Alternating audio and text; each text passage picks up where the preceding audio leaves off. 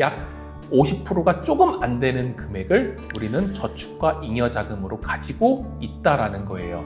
이게 대한민국 국민연금공단에서 조사한 내용이에요. 만약 지금 유튜브 보시는 여러분들이 내가 이것보다 많이 버는데 저축하는 금액이 이거보다 적다라고 하면 어떻게 해야 되는 거예요? 벽 보고 가서 반성해야 되는 거예요. 벽 보고 가서. 네, 안녕하십니까. 오늘도 우리 불인이들을 부자로 만들어드릴 부동산학 박사 조은입니다. 오늘은요, 효과적으로 소비를 줄이는 방법이 뭐가 있는지에 대해서 한번 알아보려고 해요. 아마 많은 분들이 여기저기서 조금씩 들어보셨기는 했던 방법이라고 생각이 듭니다.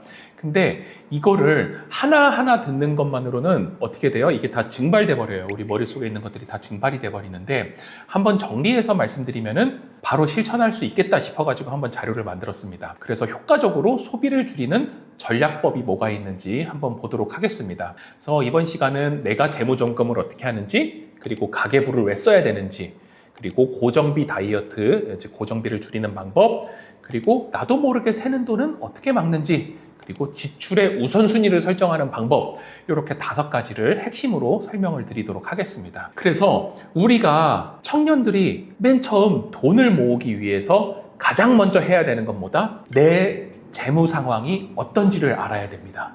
내가 한 달에 얼마를 벌고 얼마를 쓰는지를 알아야 된다는 거예요. 그게 바로 처음에 낭비가 아닌 돈이 나도 모르게 새는 누수를 막는 방법이에요. 그럼 첫 번째로 뭘 알아야겠어요? 당연히 내가 얼마를 버는지를 알아야 돼요. 월 수령액은 얼마인가? 그리고 두 번째, 고정비는 얼마이냐? 고정비라는 거는요, 내가 자동이체를 해놔도 되는 금액, 즉 매달 월세는 50만 원, 그러면 2년 동안 50만 원 변하지 않죠? 그러면 고정비인 거예요. 혹은 자동차를 샀어요, 젊은 친구가. 그러면 월 할부금은 똑같죠? 네, 이런 것도 이제 고정비라고 볼 수 있습니다. 혹은 뭐 대출 받았을 때 내는 이자 금액, 이런 것도 고정비라고 볼 수 있는 거예요. 그러면은 통장에서 나도 모르게 다 빠져나가는 고정비는 얼마인가를 맨 처음 보는 겁니다. 그 다음 세 번째, 변동비를 봐야 된다는 거예요. 변동비는 내가 그래도 주로 항상 사용을 해요. 사용을 하는데 내가 아끼면 어느 정도는 아낄 수 있는 돈이에요. 그게 뭐가 있겠어요? 네, 식비, 내가 먹는 거 있고, 또 교통비 혹은 여가비, 이런 것들이 있어요. 그리고 네 번째, 이거 많이 착각하십니다. 네 번째는요, 카드 값을 별도로 계산해달라는 거예요. 그러면 이렇게 말씀하실 거예요. 아니, 저 카드 값에 변동비도 다 포함되어 있고요, 카드에서 자동이체로 고정비도 나가요 라고 하잖아요. 이렇게 되면은 내 스스로 재무진단을 하기가 상당히 어려워집니다. 왜냐하면 내 월 실수령액이 350이에요 350인데 제가 이 예를 가져온 걸 볼게요. 350인데 쓰는 거 120, 변동비 80, 카드값 60 나왔어요. 저축 가능액 90, 실제 잉여자금 50, 이렇게 생각을 했는데 이거 다 더하면 얼마예요? 400만 원이에요. 400만 원. 월 실수령액보다 크다라는 거예요. 뭐 때문에 이런 결과가 나타나요? 바로 카드 때문에 그럽니다. 카드 때문에. 우리가 신용카드를 쓰면요, 이 금액은 언제 결제가 돼요? 다음 달에 결제가 돼요. 다음 달. 그러니까 내 소득이 이번 달에 이만큼 있지 않아도 더 많은 금액을 쓸 수 있다는 거예요. 뭐를 가지고 있으면요? 신용카드를 가지고 있으면요. 그래서 우리는 카드값이 얼마인지를 아는 게 되게 중요합니다. 그래서 저 같은 경우는 신용카드를 아직 안 써요. 제가 40이 넘었거든요. 아직 신용카드 안 써요. 그 뒤에 가서 또 말씀드릴게요. 5번째, 내가 매달 저축해야 되는 금액이 얼마인지를 미리 빼놓으라는 거예요. 내가 저축하는 금액이 얼마인가, 가능한 금액이 얼마인가를 빼놓으라는 거예요. 6번째, 그러면 저축하고 남은 돈은 얼마 있느냐? 요거는 나중에 뭘로 활용하겠어요? 비상금으로 활용하겠죠? 네. 이렇게 6가지를 맨 처음에 진단을 해보는 겁니다. 내가 얼마를 벌고 어디에 쓰는지를 진단을 해보는 거예요. 그렇게 먼저 진단을 해본 다음에 다른 사람은 버는 돈을 어떻게 쓰는지 한번 봤어요. 다른 청년들은 어떻게 쓰냐라고 봤더니 우리나라 20대 미혼 청년들은 평균 총소득이 한 280만 원 정도 된대요. 생각보다 많네요. 280만 원 정도 되는데 소비를 126만 원을 한다라는 겁니다. 그리고 부채를 상환하는데 24만 원 정도 써요. 대부분 아마 학자금 대출이실 거예요. 그리고 저축을 30% 정도를 합니다. 나머지 잉여자금 42만 원을 가지고 있습니다. 이렇게 보았을 때 32% 더하기 15%, 약 50%가 조금 안 되는 금액을 우리는 저축과 잉여자금으로 가지고 있다라는 거예요. 이게 대한민국 국민연금공단에서 조사한 내용이에요. 만약 지금 유튜브 보시는 여러분들이 내가 이것보다 많이 버는데 저축하는 금액이 이거보다 적다라고 하면 어떻게 해야 되는 거예요? 벽 보고 가서 반성해야 되는 거예요. 벽 보고 가서. 그러니까 우선 요걸 기본으로 한번 보자라는 거예요. 우리가 평균보다 더 부자가 되기 위해서는 어떻게 해야 돼요? 이거보다는 많이 벌고 많이 저축해야 된다라는 거예요.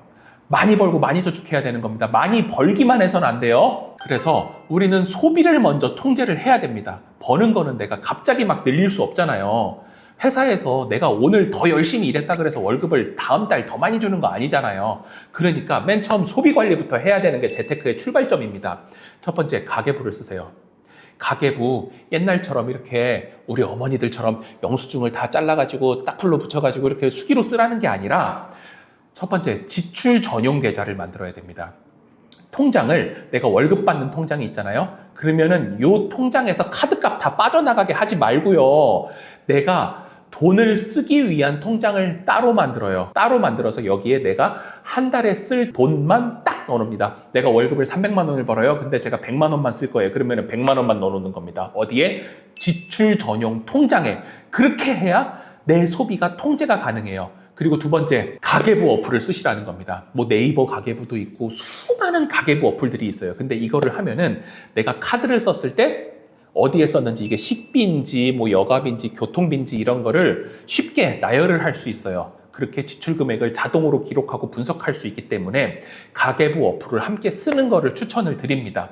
가계부 어플만 쓰시면 안 돼요. 내가 그래서 매월 어디에 얼마를 썼는지 정산을 해보셔야 돼요. 식비가 지난달보다 높아졌다 그러면 어떻게 해야 돼요? 줄여야겠죠. 네, 줄여야 되는 거예요. 교통비가 늘어났다? 그럼 택시 타지 말아야죠. 그렇게 조금씩 소비 습관을 줄여갈 수 있는 기준이 되는 게 가계부라는 거예요. 가계부.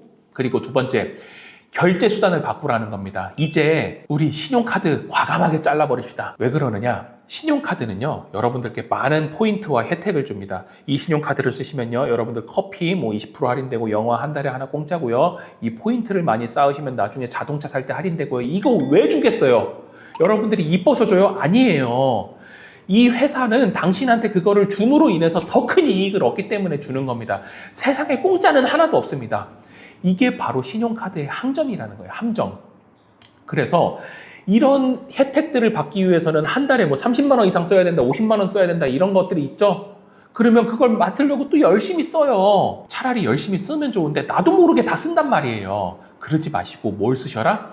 체크카드를 쓰라는 거예요. 제가 아까 수업 시간 초반에 저 아직 신용카드 없다 그랬잖아요. 애가 셋이에요. 애가 셋이고 가정도 있고요. 아내도 있고요. 40이 넘었는데 아직도 신용카드를 안 써요. 왜냐? 저는 사회 초년생 때부터 체크카드를 썼습니다. 네, 20대 때부터 체크카드를 썼어요. 왜냐하면 체크카드는 통장에서 돈이 바로바로 빠져나가죠? 어떤 통장에서 빠져나갔어요? 아까 가계부 쓰라라고 하면서 어떤 통장을 만들어서 가계부 쓰라 그랬어요? 지출 전용 계좌를 만들으라 그랬잖아요. 지출 전용 통장. 그 통장에서 체크카드 비용이 빠져나가게 돼 있습니다. 그러니까 내가 얼마를 쓰는지, 내가 잔액이 얼마 남았는지를 알 수 있어요. 바로바로. 100만 원이 있는데 내가 지금 한 달에 100만 원 쓰기로 했는데 지금 30일 중에 10일밖에 안 지났어요. 근데 80만 원을 썼어요. 그러면 앞으로 20만 원으로 살아야 되죠. 그럼 나도 모르게 소비를 줄입니다. 나도 모르게 본능적으로. 근데 신용카드는 그런 기능이 없다라는 거예요. 그래서 나도 모르게 계속 씀씀이가 늘어난다라는 겁니다. 그럼 세 번째 보겠습니다. 이제 우리 지출을 줄였으니까 더 줄여야 되는 건 뭐냐? 고정비. 아까 고정비에 가장 큰 거 뭐 있다 그랬어요? 월세.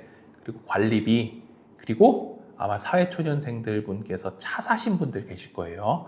저는 차는 나중에 사라고 항상 말씀을 드리거든요. 차를 사게 되면요, 자동차 할부금이 무서운 게 아닙니다. 자동차 기름값이 무서운 게 아니에요.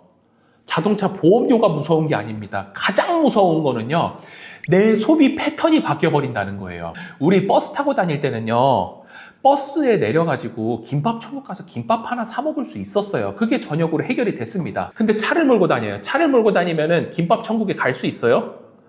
못 가요. 하다못해 주차장이 있는 데를 가야 된다는 겁니다. 그러면은 기본적으로 밥이 비싸요. 그리고 예를 들어 뭐 남자친구, 여자친구를 만났습니다. 예전에는 지하철 하면서 데이트를 해요. 지하철 하면서 데이트를 하면서 지하철에서 꽁냥꽁냥 얘기도 하고 끝나고 나와서 우리 역 주변에 뭐가 있으니까 맛있는 거 먹자라고 이야기를 합니다.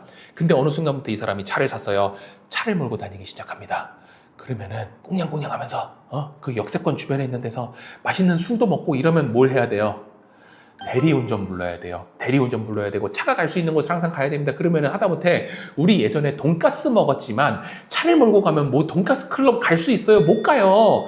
그거는 애 낳고 나가는 거지. 젊은 연인 데이트할 때 돈가스 클럽 갑니까? 아니에요. 스테이크라도 썰어야 된다라는 거예요. 그러면 돈이 이만큼 더 늘어나는 겁니다. 그렇게 생활 패턴 바뀌는 게 더 무서운 거예요. 그리고 세 번째, 넷플릭스, 디즈니 플러스, 유튜브 프리미엄 끊으세요. 넷플릭스 안 봤다 그래가지고 친구 없어지지 않아요. 대화할 거 없어지지 않습니다. 쿠팡 하지 않는다 그래서 우리 굶어 죽지 않아요. 저도 아직 쿠팡 안 쓰고 있거든요. 물론 필요할 때는 19,800원 이상 모아놓고 무료 배송 씁니다. 근데 이거를 정기 구독해서 쓰지 않아요. 왜냐? 배달비가 무료이기 때문에 나도 모르게 밀어서 결제를 계속하기 때문입니다. 그리고 마지막 관리비도 줄여야 되죠. 전기 끄고 다니세요. 이런 거를 해서 장기적인 지출 부담을 점차 낮춰야 된다는 겁니다. 그리고 네 번째, 누수 막기, 즉 나도 몰래 새는 돈 막기. 카페라떼 효과라는 게 있습니다. 카페라떼 효과. 나도 모르게 아침에 출근하면서 스타벅스 한 잔 정도는 들어줘야 좀 멋있는 직장인이 아닐까라고 하는 순간 우리는 매일 5,000원씩 돈을 쓰고 있고, 하루에는 5,000원이지만 1개월이 됐을 때는 15만 원이 되어 있고, 이게 1년이 되면 180만 원이 되고 10년이 되면 1,800만 원이 되지만 이거에 복리 효과까지 들어가면 더 큰 금액이 된다는 거예요. 하루엔 5,000원이지만 더 큰 금액이 된다는 겁니다. 그러면 또 이런 마케팅도 있더라고요. 하루에 커피값만 아끼면 뭐 차를 살 수 있다. 똑같은 겁니다. 그거를 저축을 하면 더 큰 부자가 될 수 있는 겁니다. 그래서 우리가 가지 말아야 할 곳은 어디다? 편의점 가지 마세요. 편의점 가서 괜히 우리 돈 쓰지 마세요. 두 번째, 다이소 가지 마세요. 다이소 가시면 저도 모르게 담다 보면 폐가 망신을 면치 못합니다. 세 번째, 간편 결제, 휴대폰 소액 결제하지 마세요. 나도 모르게 밀어서 잠금 해제 아니라 나도 모르게 밀어서 결제하지 마시고, 네 번째, 택시 타지 마세요. 일찍 집에 가세요. 그렇게 한 다음에 지출 우선순위를 설정을 하는 겁니다. 1순위, 2순위, 3순위만 한번 나눠보세요. 내가 쓰는 돈의 1순위, 2순위, 3순위만 한번 나눠보자라는 겁니다. 첫 번째, 1순위, 가장 우선순위, 뭐 해야 돼요? 병원 가는 거, 공부하는 거, 저금하는 거, 이건 1순위입니다. 2순위, 현재의 즐거움을 위한 거. 내가 뭐 영화 본다, 취미생활 한다, 친구들 만난다, 등산 간다, 이런 거 2순위예요. 아직 조금 달갑게 보고 있지 않습니다, 저는. 3순위, 최저순위. 순간의 감정에 따른 지출. 이거 우리는 B 비용이라고 하잖아요. B 비용. 갑자기 쇼핑을 한다, 배달 음식을 시킨다, 이런 거는 사실 이제 하지 말자라는 겁니다. 어느 정도 갑자기 줄일 수는 없으니까 내 총 지출의 10% 이하, 아까 내가 지출을 100만 원 한다라고 하면요, 매달 10만 원 이하만 최저 순위에 먼저 써보자라는 거예요. 그러면은 자연스럽게 중간 순위도 줄어들 거예요. 이렇게 단계별로 소비를 줄여나가는 연습이 필요합니다. 그럼 오늘의 핵심 정리 한번 해볼게요. 첫 번째, 가계부 써라. 지출 전용 계좌 만들고 가계부 써서 내가 얼마를 쓰는지 알아야 된다는 거예요. 두 번째, 체크카드 씁시다. 신용카드 대신 체크카드 씁시다. 세 번째, 지출 우선순위를 뭐로? 세 가지 단계 상중하로 나눠보고, 가장 순위가 낮은 거는 전체 내 소비의 10%, 소득의 10% 아니에요. 소비의 10% 정도로 줄여보자라는 거예요. 그리고 네 번째, 커피 안 먹고 편의점 안 가고 다이소 안 가고 넷플릭스 안 보고 유튜브 프리미엄 안 봐도 사라진다라는 겁니다. 네, 그러면은 오늘은 소비를 통제하는 방법을 간단하게 알아보았고요. 다음 시간에는 우리 소득을 관리하는 방법을 한번 알아보도록 하겠습니다. 네, 고생하셨습니다.